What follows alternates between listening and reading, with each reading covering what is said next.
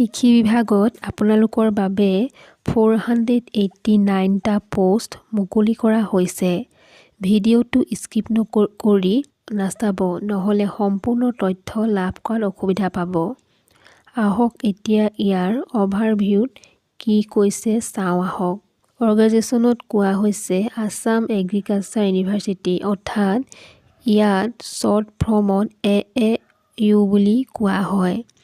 Total পদৰ সংখ্যা আছে 489টা।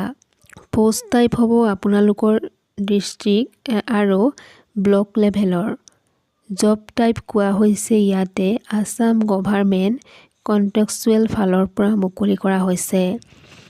কোৱালিফিকেশ্যন হ'ব লাগিব আপোনালোকৰ minimum graduate, post graduate, BCom, BTech পাছ কৰা হ'ব লাগিব। এপ্লিকেশ্যন মোড ইয়াতে হ'ব আপোনালোকৰ অনলাইন পদ্ধতিৰ দ্বাৰা। ষ্টাৰ্ট ডেট হৈছে আপোনালোকৰ 11 ডিচেম্বৰ 2025 আবেলি 4টাৰ পৰা। লাষ্ট ডেট কোৱা হৈছে 31 ডিচেম্বৰ 2025 আবেলি 5টালৈকে। এপ্লাই লিংক আমি এই ভিডিঅ'ৰ ডিছক্ৰিপশ্যনত দি দিম। এতিয়া আমি এই কৃষি বিভাগত ওলোৱা ভেকেঞ্চিটোৰ পোষ্ট ৱাইজ ডিটেইলছটো কৈ দিছোঁ শুনক। ডেপুটি প্ৰজেক্ট ডাইৰেক্টৰত পোষ্ট আছে 22টা।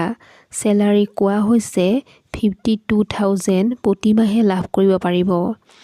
এডুকেশ্যন কোৱালিফিকেশ্যনত কোৱা হৈছে পোষ্ট গ্ৰেজুৱেট পাছ কৰা হ'ব লাগিব।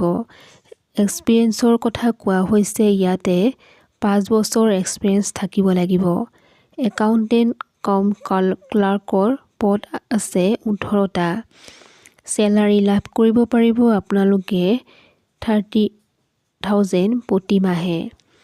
এডুকেশ্যন কোৱালিফিকেশ্যনৰ কোৱা হৈছে আপোনালোকৰ BCom পাছ কৰা হ'ব লাগিব। এক্সপিৰিয়েঞ্চ থাকিব লাগিব আপোনালোকৰ 3 বছৰ। কম্পিউটাৰ প্ৰগ্ৰেমৰ পোষ্ট কোৱা হৈছে 19টা। চেলাৰী কোৱা হৈছে 25,000 প্ৰতিমাহে। এডুকেশ্যন কোৱালিফিকেশ্যন কোৱা হৈছে কম্পিউটাৰ ছায়েন্সত BTech আৰু MCA পাছ কৰা হ'ব লাগিব। এক্সপিৰিয়েঞ্চত থাকিব লাগিব আপোনালোকৰ সকলো কেণ্ডিডেটে এবছৰ BTech আৰু 2 বছৰ MCAত এক্সপিৰিয়েঞ্চ থাকিব লাগিব। ব্লক টেকন'লজি মেনেজত পোষ্ট আছে টোটেল 103টা।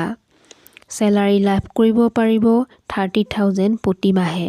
এডুকেশ্যন কোৱালিফিকেশ্যন কোৱা হৈছে এগ্ৰিকালচাৰ পোষ্ট গ্ৰেজুৱেট আৰু এলাইড ছেক্টৰৰ লগতে কম্পিউটাৰ স্কিলৰ কোৱালিফিকেশ্যন থাকিব লাগিব। এক্সপিৰিয়েঞ্চ থাকিব লাগিব আপোনালোকৰ এগ্ৰি গ্ৰেজুৱেট লগতে 5 বছৰ ATMত এক্সপিৰিয়েঞ্চ থাকিব লাগিব। এছিষ্টেণ্ট টেকন'লজি মেনেজত OT পোষ্ট আছে 327টা। চেলাৰী লাভ কৰিব পাৰিব আপোনালোকে 25,000 প্ৰতিমাহে। এডুকেশ্যন কোৱালিফিকেশ্যনৰ কথা কোৱা হৈছে ইয়াতে এগ্ৰিকালচাৰত গ্ৰেজুৱেট, পোষ্ট গ্ৰেজুৱেট আৰু এলাইড ছেক্টৰত কোৱালিফিকেশ্যন থাকিব লাগিব। এক্সপিৰিয়েঞ্চত থাকিব লাগিব আপোনালোকৰ মিনিমাম এবছৰ।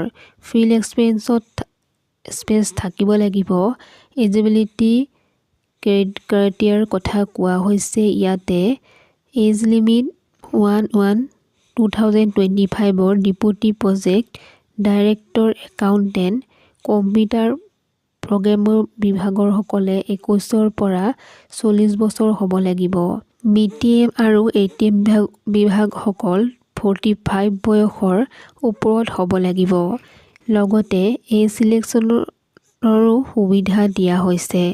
এপ্লিকেশ্যন ফিজৰ কথা কোৱা হৈছে ইয়াতে জেনেৰেলসকলে 200 টকা।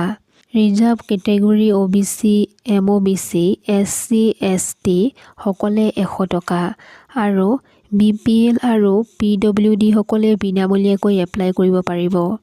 ইম্পৰ্টেণ্ট ডেট কোৱা হৈছে ইয়াতে আপোনালোকৰ ষ্টাৰ্ট ডেট হৈছে আপোনালোকৰ 11 ডিচেম্বৰ 2025 আবেলি 4টাৰ পৰা। লাষ্ট ডেট কোৱা হৈছে ইয়াতে 31 ডিচেম্বৰ 2025 আবেলি 5টালৈকে।